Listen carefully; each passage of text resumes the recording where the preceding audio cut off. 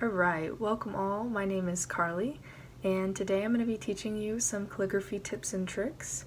Especially in this video, we're going to focus on vocabulary. That way, if you would like to start learning calligraphy, or if you would like to make your regular handwriting a little bit better, then you can use these vocab words to know a little bit of what you're talking about. So the first thing we're going to do with any good calligraphy project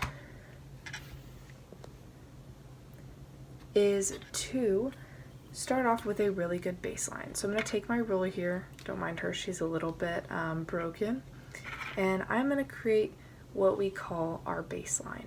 So I'm going to put this somewhere in the middle of my page. Simple, easy line. I'm going to make mine with a pencil, that way it's easy to erase later. If you want to get fancy, on top of the baseline, you can make what we call a waistline. I'm going to make mine a little bit larger because I'm going to make my words themselves larger.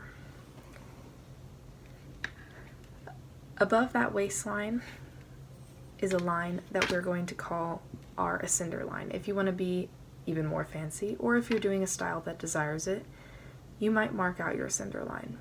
In this case, I'm just going to kind of leave mine blank. And then on the opposite side of your baseline here, you have your descender line. The descender line is the same as the ascender line, going to be on the opposite sides of your topmost and bottommost lines. So I'm going to start off with my midliner pens.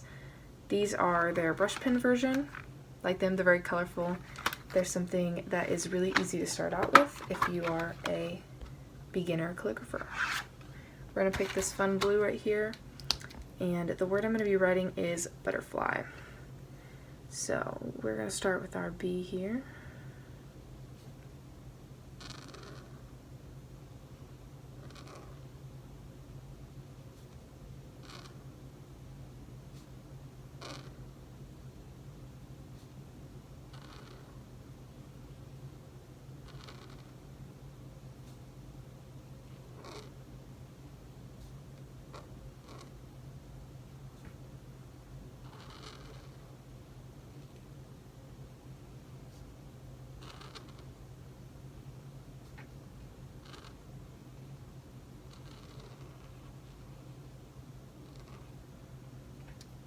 We can't forget to cross our T's and dot our I's. So when we talk about our baseline, this is the bottom of all of my letters here. This line here, the waistline, is the top line for all of our bottom level undercase letters. It's also the line that we use for more complex letters like B's and D's, where you have half like an undercase letter, and then you have an extender up here. Up here, like I said, at the very top where all of my taller letters end is the end of our ascender line.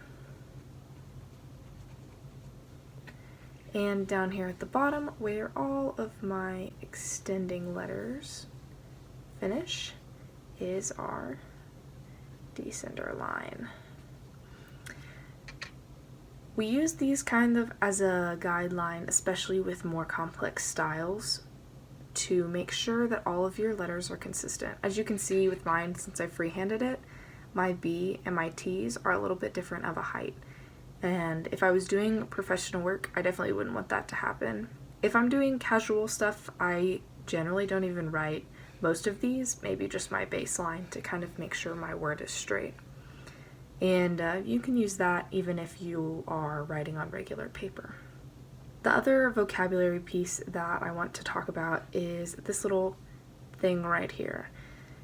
These little extra parts of words, even the T, the crossing of the T here, or this little start at the B, are things that we can call flourishes. Flourishes are a fun way to spice up your regular letters. They're something that you can really put on any letter if you want to.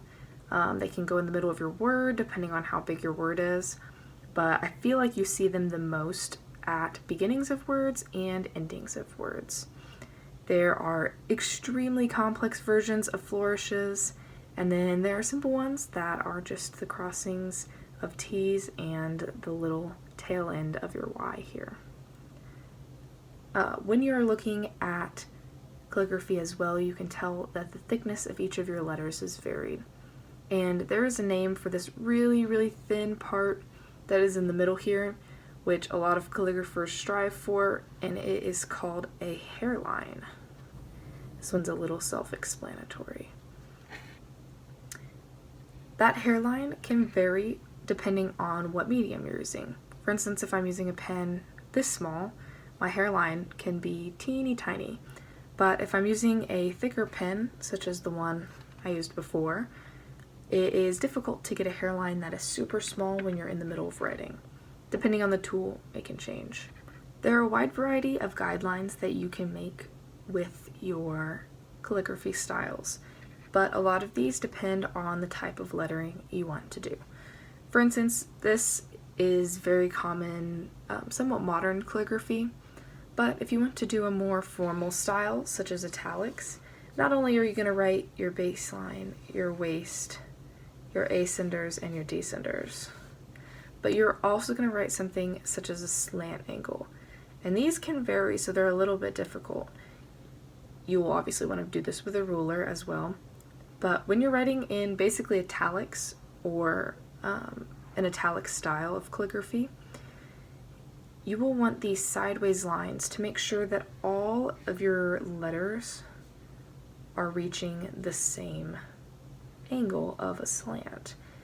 The difficult part about these is that they usually are not the same thickness in between each of these slant angles, because good calligraphers who know how large their letters are will vary their space in between the slants to fit larger letters. So the small one here may have an I,